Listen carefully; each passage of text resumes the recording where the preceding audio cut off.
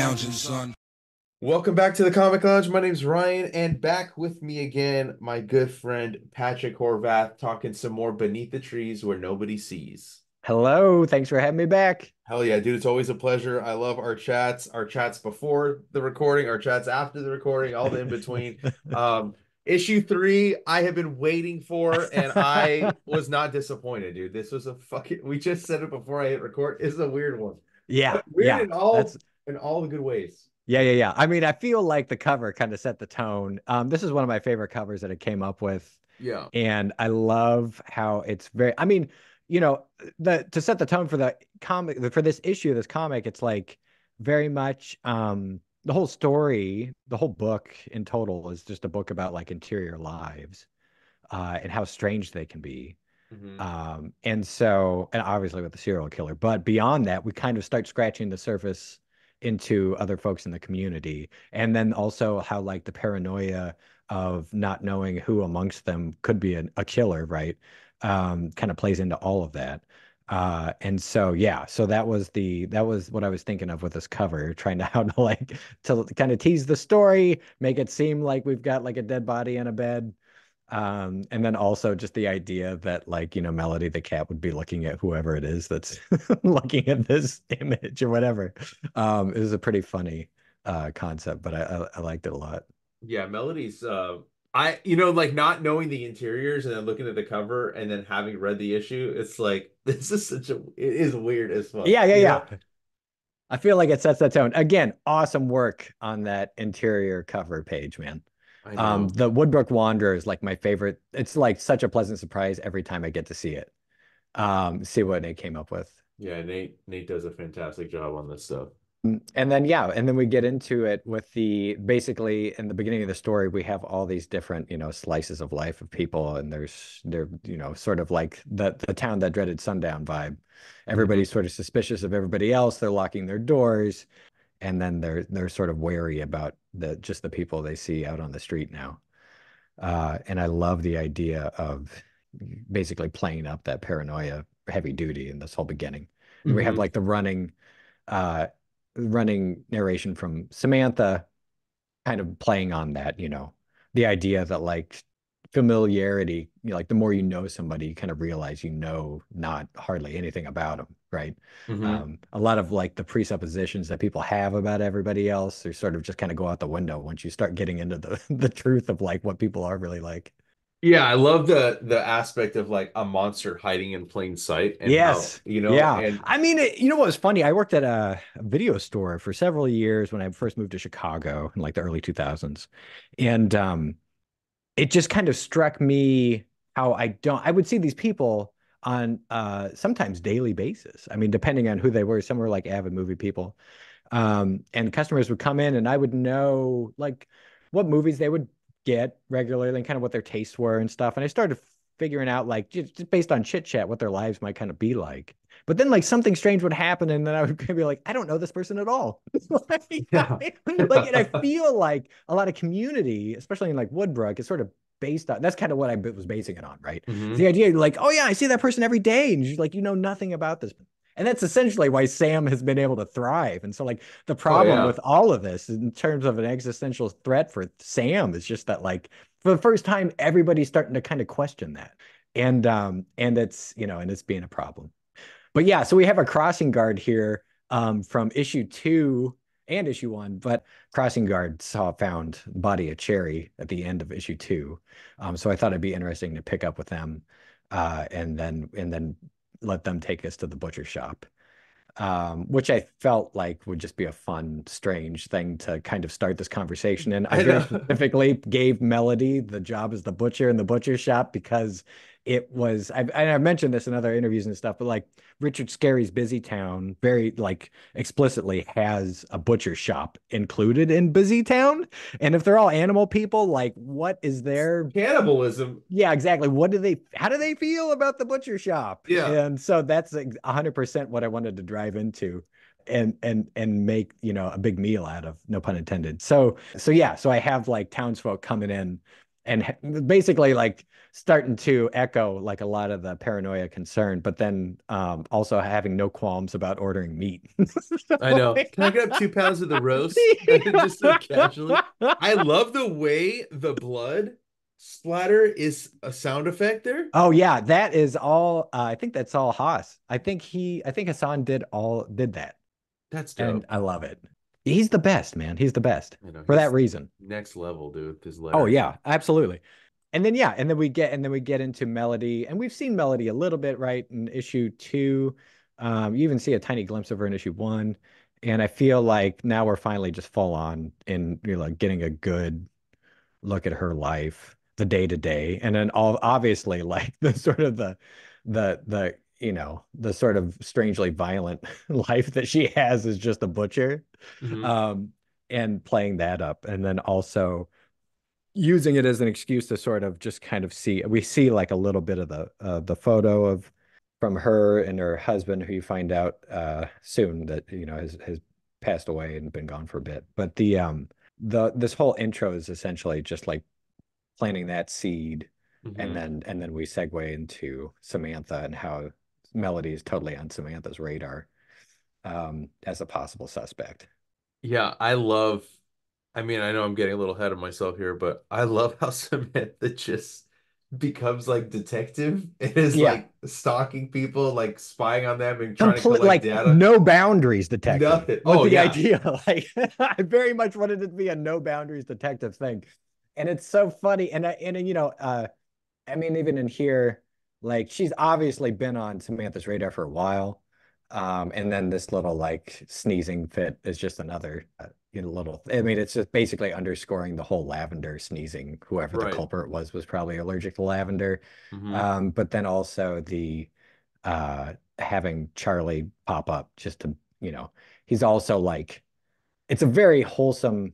I love Charlie. He's like I one of do my too. favorite characters. Yeah. And so it's very much like it's just another opportunity to have Charlie have his like very cute concerns about everything. Yeah, I mean, I love it. He's mentions how he always thought Woodbrook was a little boring, but now he wishes it would be boring Oh, again, you Charlie. know? Yeah. I like this too. Like when you're searching for a monster that can hide in plain sight, you can't trust your eyes. That's a good line right Hmm. there. Yeah. Yeah. You got to follow your Yeah. nose. Yeah. So yeah, so then we follow Melody home, and she's like eating her dinner for one, and of course she's like cooking up a steak. I also very specifically had her be a butcher and have her be a cat because cats are pretty much all just carnivores. Hmm. And I thought that was really interesting and strange concept to think of. Like there's very much like it's almost like a, myth or not even myth, but like what is the concept of like you die and your cat they find your cat just eating your dead body when they finally discover you've died or whatever. And it's just like, yeah, I'm sure that's totally honestly possible. Anyway, but yeah, I very much wanted to paint this as a solitary sort of existence that Melody's got going on. And I love the empty dinner table setting. She obviously has a huge void in her life that she's sort of not dealing with, but just kind of keeping there.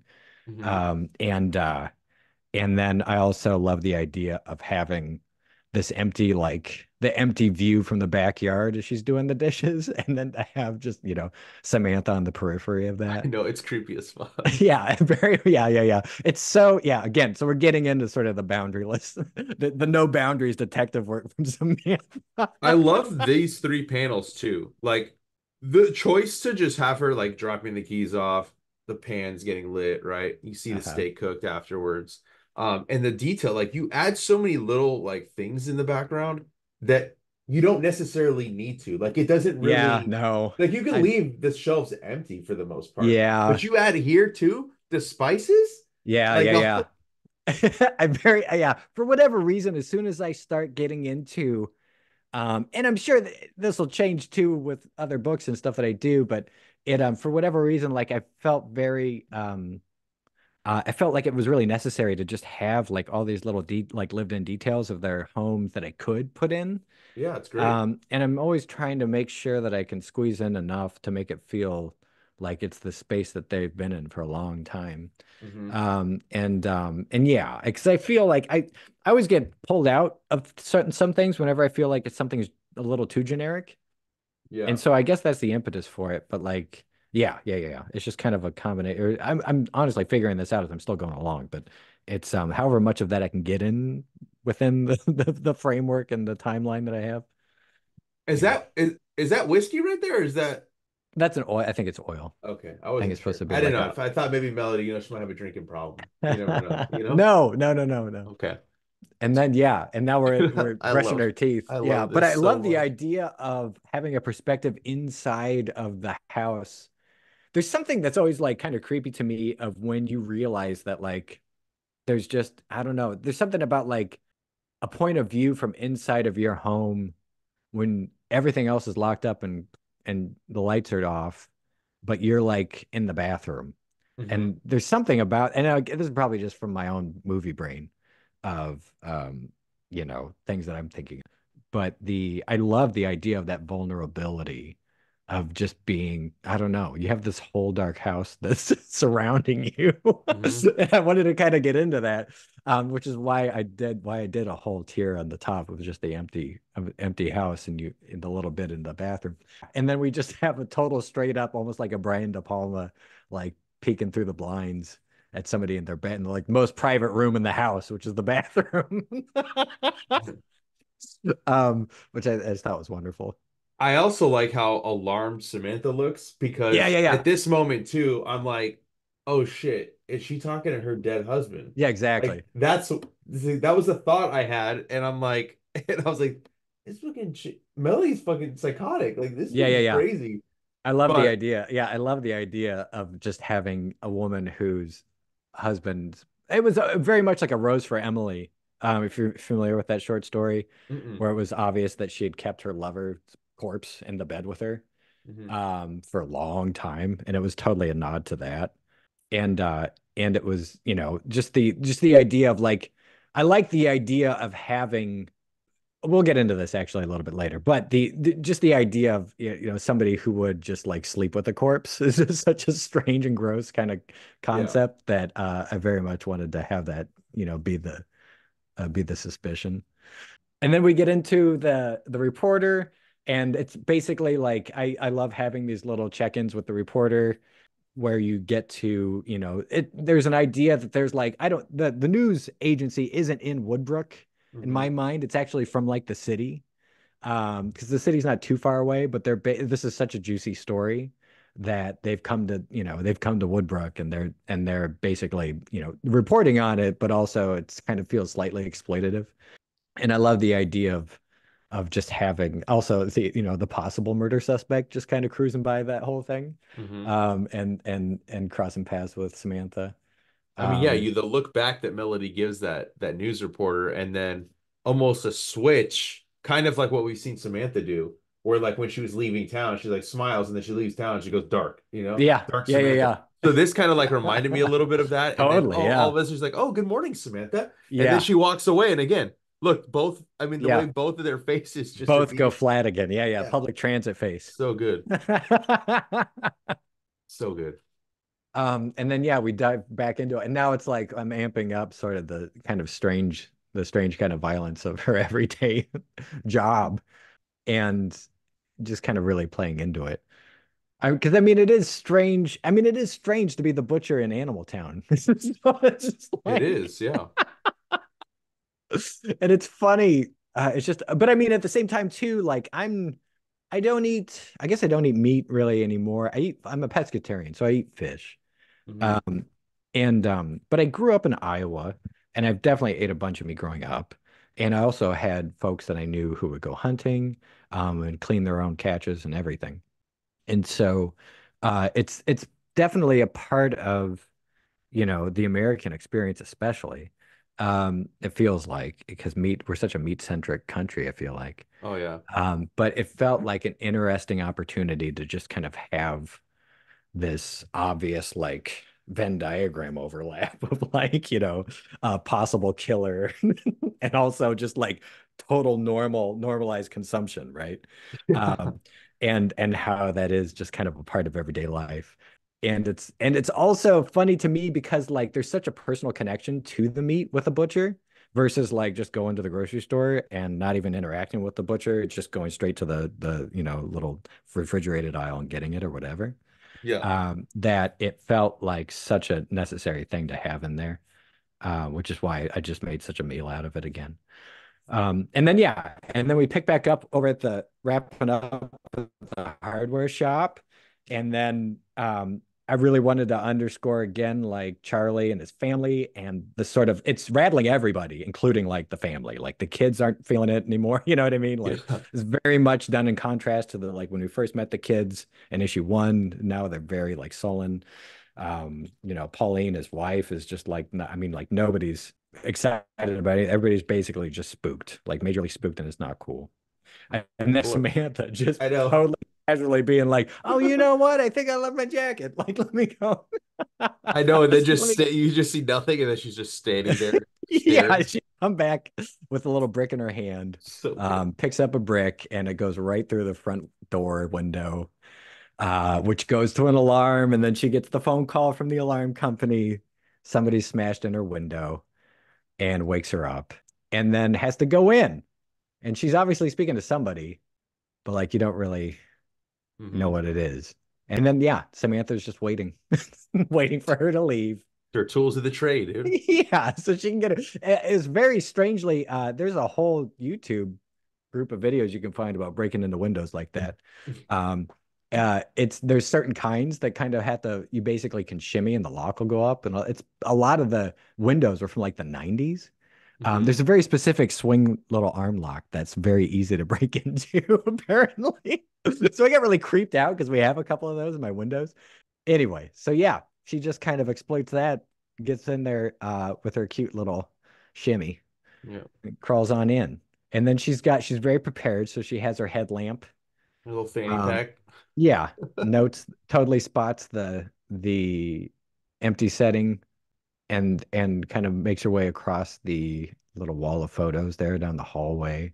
And again, we see her husband, which I think you find out later his name's Frank, so that's Frank and Melody. And I liked again, like getting into the ideas of the details of the lived-in house. Like I very much wanted it to be this sort of, to have whatever details I could, mostly just through photos in here, telling a story of like Melody's past. Hmm. And I didn't want to do it through a ton of exposition, so that's why I leaned on the photos so heavily. And then yeah, and then we get into this the closet, which just has like a bunch of Frank heads in it. And it's just a bunch of like these like fake felt heads that have been they're like different iterations of Frank that she's Hmm. kind of been making that you realize. But it's very just wanted to be this mysterious, like I love the idea of opening a door and just finding all these heads. And then she goes into the bedroom. She clocks the bathroom, but then goes to the bedroom. And then there's this like basically real doll of Frank hanging out in the bed. And that's So what she sleeps with. so weird. Yeah. And like is, this I love though that she's just kind of like, oh. Yeah, and she's like admiring. She's like, Yeah. "Oh, that's a pretty good Yeah, likeness." it's a really good likeness. Yeah. Like, like I love the idea that she's not phased hardly at all. No. Or even honestly too phased when the light comes on or like and we Melody comes back like sooner than she expected.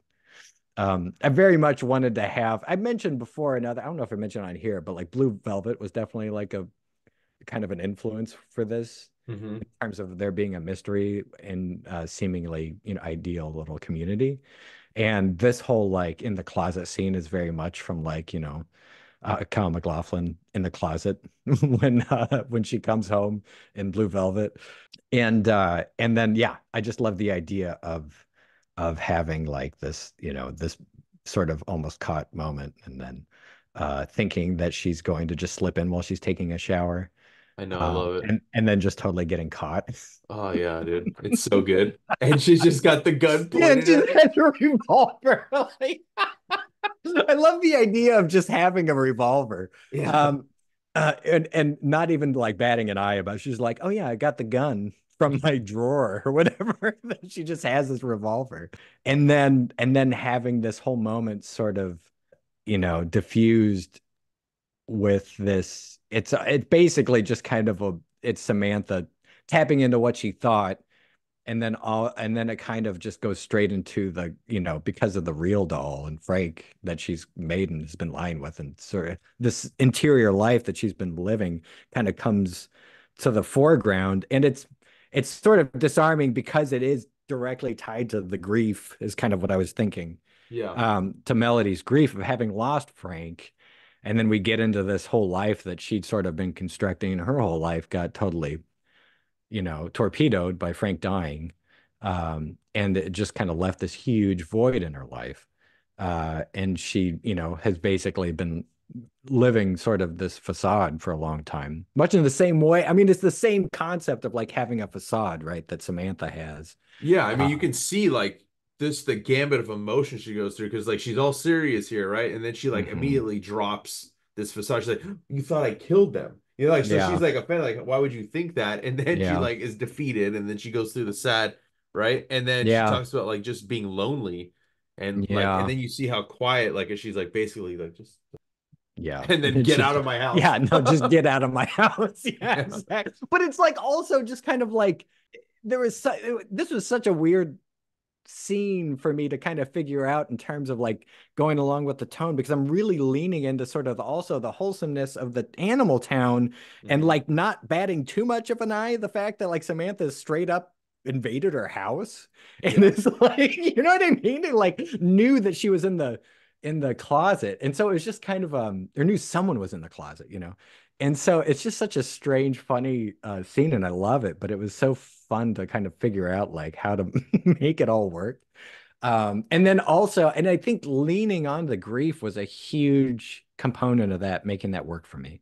And leaning on specifically Melody's grief at losing Frank and having have that be exposed, and just the fact that she has been so vulnerable for so long. Yeah, it's also a good red herring because like throughout this issue, you think she probably could be that killer, right? Like there is the 100%, thinking. 100%. Yeah, yeah, yeah. And it's specifically that like hidden interior life that she was keying in on, which was that was a valid thing to key in on. It's just that like there's like obviously so many different things that could be. Mhm. And there's just like sort of happenstance that she also was with Birdie the turtle working on working on the Yeah. float and everything. She was just happened to be tied in with that thing. It was like allergic to lavender. And so Yeah. it's just kind of, it was this unfortunate situation Hmm. that led to it. And I knew from the very beginning that this whole issue was going to wrap up at the funeral. And that was another reason why I very specifically had this through line with Melody still grieving her husband. And so we see that's his grave that they're walking by at the top. And but they're on their way to this a new grave site and a whole new funeral for Martin the goat, passed away in issue 1. And we have like a brief kind of touching on like, Samantha, and there's a lot of things going on here. So there's like we're touching back on the community, we're seeing some familiar faces. And then we're also seeing just like how a death in the community is affecting Yeah. them, right? Which I Hmm. felt was like such an interesting thing to have in a comic, that like you kind of rarely get to see the character just in their life, the death, and then also how it affects the community and the funeral of them sort of grieving for them. And it felt like such a fun opportunity to get into all that, that yeah, I mean, that was my main, sort of fascination with all of it.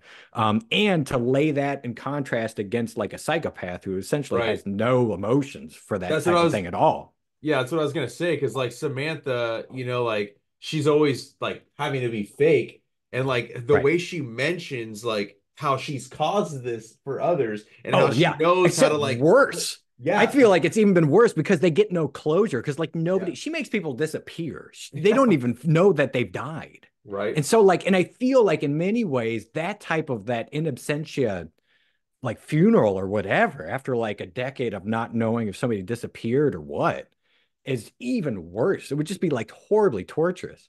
but not Um, for her. She said it's no, back she to doesn't get. I like, mean, she's yeah, literally just like, it's just the thing I do. You know what I yep, mean? It's a thing I do, but she gets it. She understands as much as she can, like what's expected of her, and like how to play. that she is sort of, she has these sympathies, but Yeah. yeah, that was super interesting to me. And that was my main, that's kind of what I was doing with that and setting up the Badger, who we've seen also at the store. Hmm. And I don't know if you caught all this, but like the Badger's perfume that she's wearing, which is this lavender Lavender. perfume, Uh-huh. makes Melody sneeze at the beginning. Yeah. And then is now like setting it up again for another sneeze. I like this too when you're like, I know whoever caused this is here today watching. I bet Yeah, they wouldn't miss it for the world. yeah, yeah. There's totally a fascination for sure. Yeah. And then we have the pastor getting into it, and then we have the big sneeze, and then whoever it is sitting next to the Badger, and the big reveal is that it's Nigel, Mm. sitting next to the thing. I love those last three panels. I was Dude, a real big fan of it. those three panels. I was talking to one of our mutual friends this morning because like you knew we were recording, and I told him about three. I'm like, man, I usually don't read ahead with the PDFs because like I don't I want to read them in print. Oh I yeah, read this last night. I was like, oh no, yeah. I gotta go. I gotta read issue four now. I don't think I can wait because these three panels, I was like, the look the look in panel one, Samantha looking and just I'll be damned. And then, oh my God, the look that she gets back from Nigel And is just, I it's love so good. and I love how her monologue works with the pastor doing Yeah, his sermon thing too. dude, it's Um, fantastic.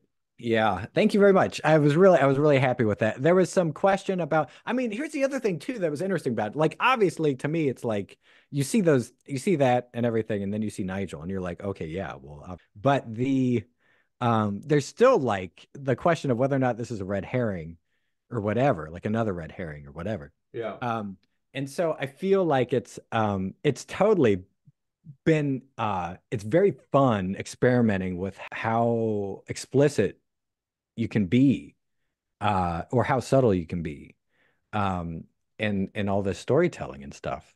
And because I really didn't want to spell anything out, Hmm. but at the same time, like I mean, like I feel like once you get to issue four, the whole lid gets blown off everything, so it's gonna get pretty fun. And it felt like the best way to kind of end this one. Yeah, this issue was such a blast, and it Oh, like thanks, man. the red hair, like the way you pace your storytelling is something that I don't think I've really mentioned as much, but the pacing is so good. Oh, Like thank you. you constantly like just keep you on the edge. You don't know what's gonna happen. I have not been able to predict anything in this series so far. And Cool. and then like I mean I'm telling you, it's just like it's something so simple as a look, man. Yeah, yeah, Like yeah. the looks that you have on the characters, like they just convey so much where you could pull that dialogue off those pages and like you can still feel like what's happening in the scene. Like Sure, you sure, feel sure. it Yeah, I deep appreciate inside. that. And Yeah, then this that's what I was totally aiming for. yeah, and this cover for the next one, dude, those Yeah. truck. I mean, my God, dude, it's so good. Yeah, yeah, yeah. I very much, yeah, for whatever reason, I had this awesome idea of like that I was aiming for with this little last page of just like it'd be so funny to have everybody bow their heads, and then the only people not bowing their heads would be Sam and Nigel. Yeah, And then to have that be like the way to end it. it's great. It just felt really fun. I'm glad to hear it was working for you. Yeah.